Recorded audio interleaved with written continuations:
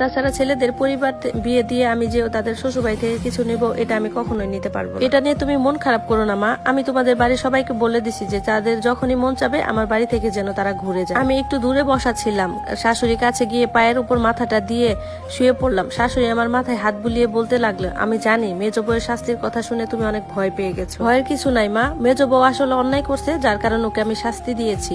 কি অন্যায় করেছে মা? আসলে গত ঈদে আমি সব বউদেরকে হাতে কিছু টাকা দিয়েছিলাম তাদের বাপের বাড়ির জন্য কেনাকাটা করতে।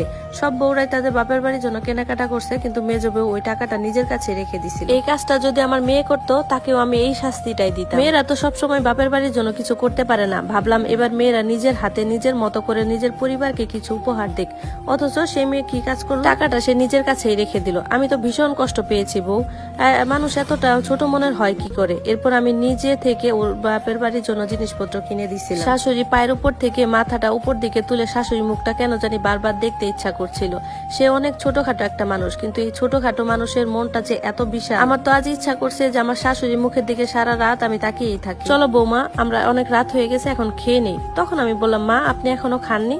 তখন উনি বললেন, শোনো, আমার বাড়ির ছোট মেয়েটা না খেয়ে বসে আছে, তাকে রেখে কি আমি খেতে পারি? আমার বাড়িতে এমন নিয়ম কখনোই ছিল না। এরপর আমি ঠিক নিজেকে না সামলিয়ে বাচ্চাদের মতো করে হাউমাউ করে কেঁদে উঠলাম। শাশুড়িকে জড়িয়ে ধরে তার বুকে মাথা গুজে উনাকে শুধু একটা কথাই বলেছিলাম, যে আমাকে ক্ষমা করে দিয়েন মা।